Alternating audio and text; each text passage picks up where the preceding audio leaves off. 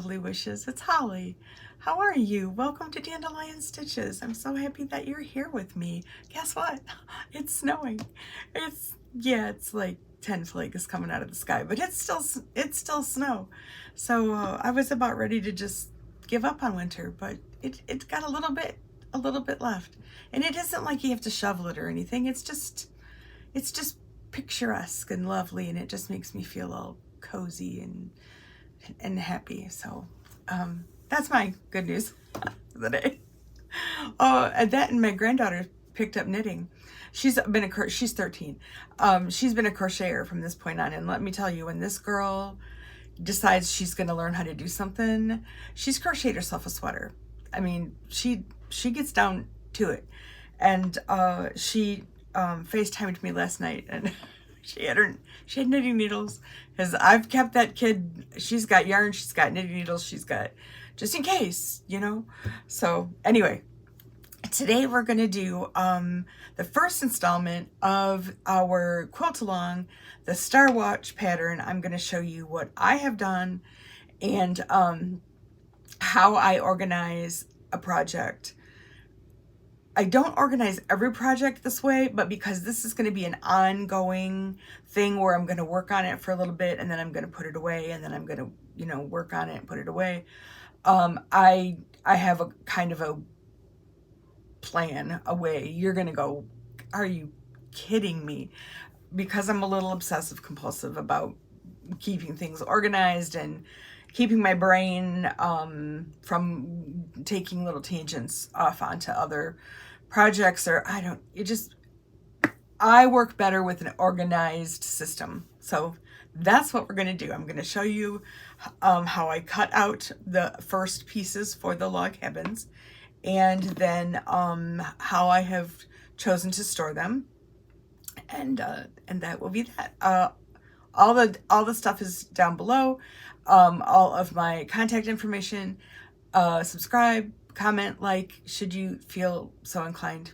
If not, it's cool. So let's look at a couple of little videos on how things are going, and I'll see you again in a minute. Okay, so I'm cutting for my Star Watch quilt, and this is about the I don't know, 10th pair. 2 at a time is as brave as I have become as far as keeping it reasonably accurate. I know that my cutter could do more than that, but I'm a little bit of a chicken. But I also learned that the very end is going to be the end of our 8.5, and so I went ahead and cut those to start with. So we'll get it on the board. Just makes me feel better to have it lined up against a line. It's not really all that important, but... And I am using my Stripology ruler. This is the Stripology Squared Mini. I love these rulers. Love, love, love, love, love them. And for this kind of thing, it is a good friend.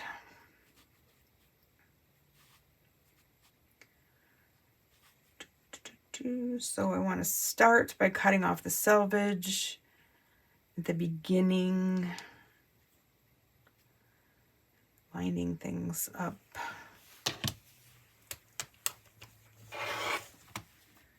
And then we go to 2.5.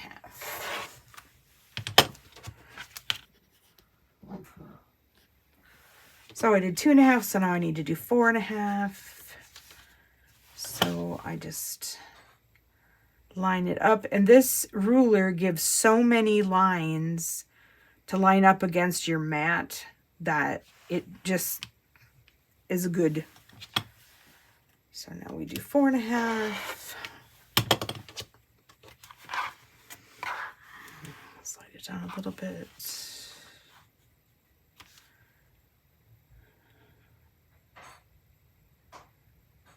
Now we're going to do 6.5.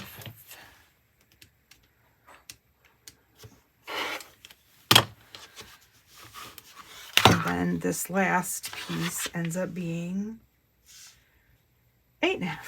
So put them in the piles.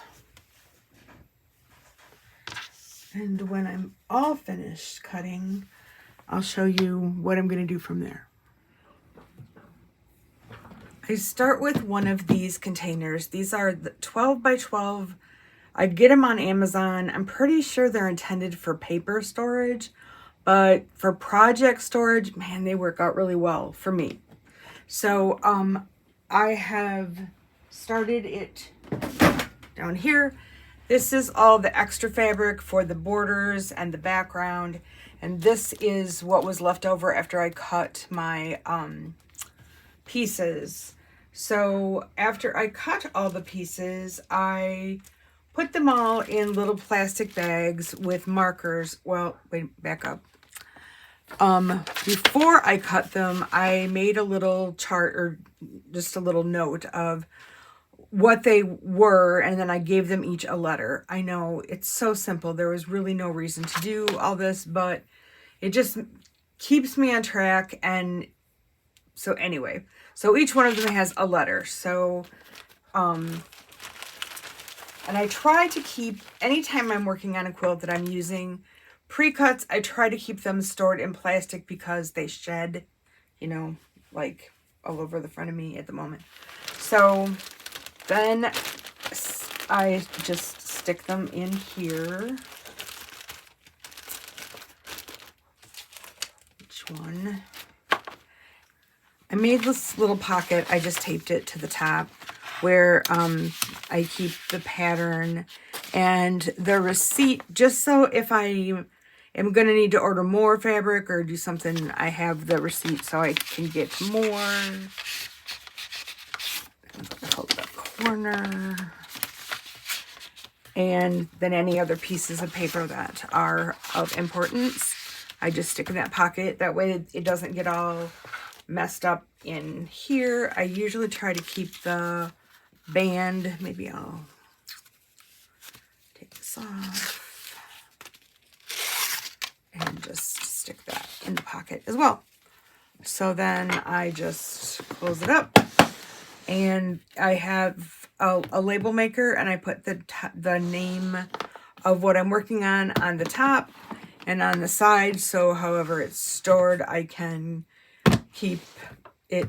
I know what it is. I don't have to look for it all over the place.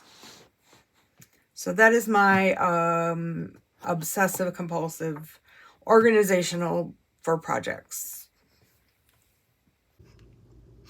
I know, right? I take it a little overboard, but it really works for me. So this is it. So wherever I'll find a place to store it. Right now, this room is. Does anybody else have? I can't function well in a mess, and so between projects, I need to clean things back up again and get started. And things have just sort of fallen apart, so I kind of need to. Work on that.